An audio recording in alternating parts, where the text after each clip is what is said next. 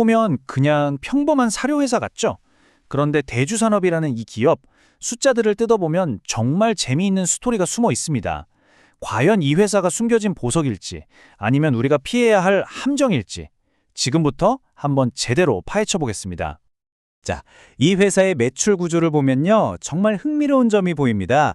거의 전부, 그러니까 99.5%가 기존 사업에서 나오는데 진짜 이야기는 바로 저 0.5%짜리 아주 작은 조각에 숨어 있어요.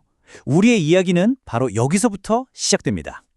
근데 저 작은 조각을 이해하려면 먼저 이 거대한 99.5%가 뭔지 알아야겠죠? 대주산업은 1962년에 세워진 아주 전통적인 동물 사료 산업의 강자입니다. 뭐랄까, 이 업계에 살아있는 역사 같은 회사죠. 이 사업이라는 게 옥수수나 콩 같은 원료로 가축 사료를 만드는 거잖아요. 우리 사회에 없어서는 안 될 아주 필수적인 사업이죠. 안정적으로 돈은 벌리지만 막 폭발적으로 성장하기는 힘든 그런 분야라고 보시면 됩니다. 자, 이제 드디어 저 0.5%짜리 작은 조각으로 넘어가 보겠습니다. 진짜 이야기가 어떻게 만들어지는지 한번 보시죠. 바로 여기서 이 오래된 회사가 아주 돈이 잘 되는 새로운 기술을 터득하게 됩니다. 보세요. 매출 규모는 정말 보잘것없죠? 0.5%니까요. 근데 바로 이 펫푸드 사업이 이 회사의 수익성을 끌어올리는 핵심 열쇠입니다. 왜냐하면 기존 사료 사업보다 이익이 훨씬 많이 남거든요. 그 비밀병기가 뭐냐? 바로 캐치랑이라는 브랜드입니다. 이 브랜드가 아주 강력하고 충성도 높은 팬덤을 만들었어요. 덕분에 대주산업은 요즘 엄청나게 크고 있는 반려동물 시장에서 무시 못할 플레이어로 딱 자리 잡게 된 겁니다.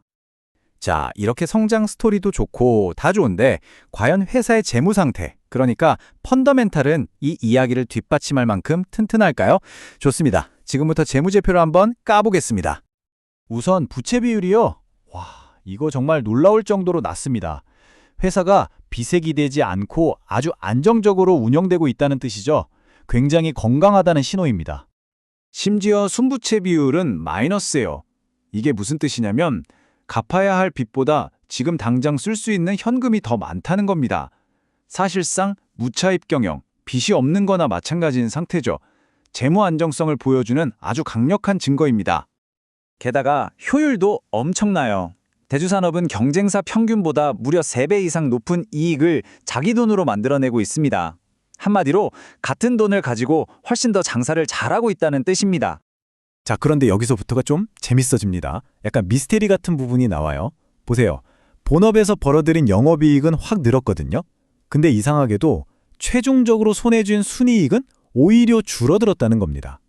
이상하죠? 이게 바로 뭔가 숨겨진 결함이 있다는 신호일 수 있다는 거죠. 이 이상한 불일치, 이게 바로 투자자라면 반드시 알아야 할 두 가지 아주 큰 리스크로 우리를 이끌고 있습니다. 지금부터 정말 중요합니다. 첫 번째 리스크는 좀 전문적인 용어인데요. 바로 오버행이라는 겁니다.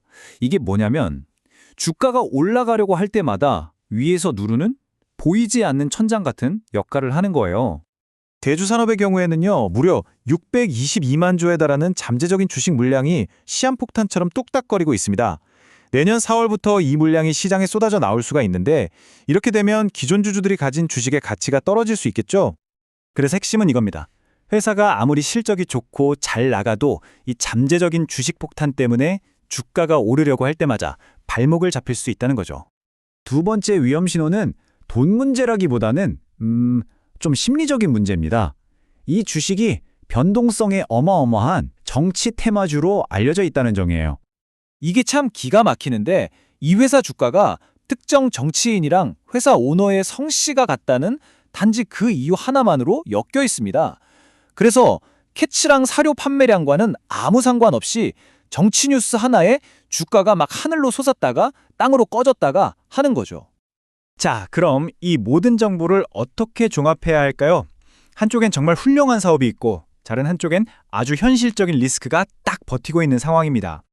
이 기업이 가진 핵심 딜레마가 바로 이거예요. 한쪽에는 재무도 탄탄하고 효율도 좋고 성장 스토리까지 멋진 기업이 있습니다. 그런데 다른 한쪽에는 투자자에게 큰 손해를 입힐 수 있는 심각한 외부 리스크들이 떡하니 버티고 있는 거죠. 이러한 장단점을 종합해서 원본 자료는 보유 의견을 냈습니다. 회사의 본질적인 가치는 정말 좋은데 단기적인 위험 요소들이 너무 크니까 지금 막 뛰어들기보다는 좀 지켜보자는 의미로 해석할 수 있겠습니다. 결국 대주산업은 우리에게 아주 고전적인 투자 퍼즐을 던져주고 있습니다. 여러분은 어떤 이야기를 더 믿으시겠습니까? 이 기업이 가진 튼튼한 내재 가치에 대한 이야기인가요? 아니면 이 주식을 둘러싼 명백하고도 위험한 리스크에 대한 이야기인가요? 그 판단은 이제 여러분의 몫입니다.